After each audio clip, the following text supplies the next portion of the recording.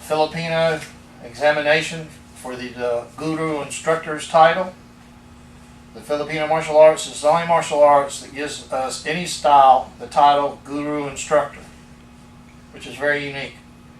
It's also the only style in the world that teaches weapons first and empty hand last. The saying is, what came first?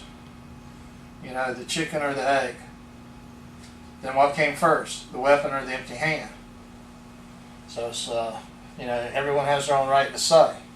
But if man had to defend himself or hunt for food, I'm sure he had a weapon with him, being a handmade spear, a rock. And so the weapons is something that's goes back as far as man. The Filipino martial arts is the most superior martial art of weaponry of any art, even over Shaolin. Because in Shaolin, they don't flow with, they use spring steel, and it can't hurt you. The Filipino martial arts, the reason we use rattan is if we use machetes and barongs and blades, we'd be cut up pretty bad, if not killed or lose an arm or something. I've been hit in the groin so many times with a stick in my career, I couldn't tell you how many. If I was training people with weapons when that happened, I would be less of a man. And so there are many reasons why rattan represents the blade. And also, the blade, the stick, the rattan, is like a blade. You can kill someone as easy with the stick as you could with the blade. Now, what makes this test special is when everybody went for basic, I had 5 more people. James and his wife, Jazzy, Sharon, and Cameron. They're not here because they didn't have what it took actually to go there to finish it out. But 3 people here had what it took to finish this out. Yes, the material is very complicated to learn. It's very complicated and hard to attain. And so these 3 here have done something very special. Jamie is a guru instructor. My son is a guru instructor. I've promoted U.S. Air pilots, doctors. A lot of people have earned my Filipino black belt, but only 7 people have earned my Bruce Lee diploma. The last person that got it was a woman from Berlin, Germany. And so the next chapter in this, I'm hoping, will be my Jeet Kune Do diploma. If something happens to me, there won't be anyone around that can teach Jeet Kune Do. One of my students went to California and trained with Dana Santo for 2 years at his academy. Dana Santo is pretty much retired. He just recently lost his school. It's not easy to keep a school. That was a mega school.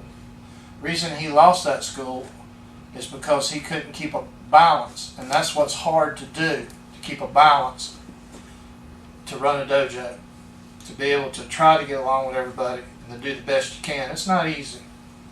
I hate that he lost his school because I've known him a long time. But now, I'm really the generation. I was the 2nd generation after Bruce Lee's death. I met Sifu Larry Hartzell in '74. Those guys that trained with Bruce were 1st generation.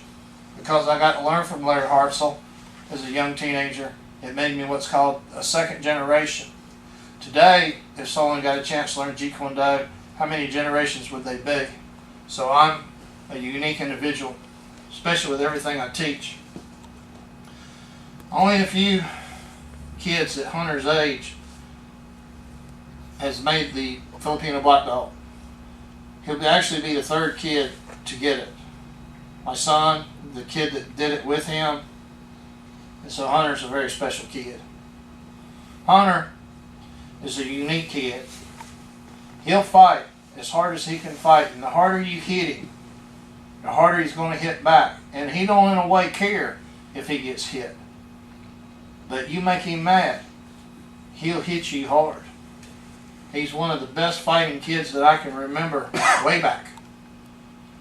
Now we have Leon. Leon was in a shell. Sometimes he goes back into that shell. but he's come out of that shell and he's changed a lot. And I'm very proud of Leon. And Leon has overcome a lot of things in his life. And so Leon has accomplished a lot already. And he stands here like Hunter to become a Filipino black belt instructor. Jason earned a black belt in Taekwondo, was a bodybuilder, just recently had another kid, and I just have a very high opinion of Jason. And I'm very lucky to have these three here today to do this. I'm very blessed also as well to have Dr. Jamie in here and his son Evan for what they bring to this school. Is a wonderful flavor. And so I would like to take this opportunity to thank George and George's wife and Leon's mom for allowing me to have this opportunity to teach them this art. I'd also like to thank Jason and his family for allowing me to have this opportunity. So I'm ready to get started. Get your single stick. Yeah. Alright, Jamie, do you have a baton? Yes, sir. Alright. Pick out one, Dusty. Pick out one. Any one in there. Normally at the Filipino test, they hold the stick any way they want. The stick has many names in the Philippines.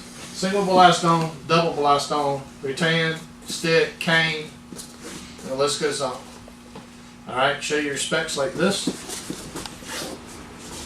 Alright, show the respects to the judges. They have a right to flunk you or pass you. Alright, the Filipino martial art of Sarada, 12 angles of attack of the Eskrima. Ready, begin.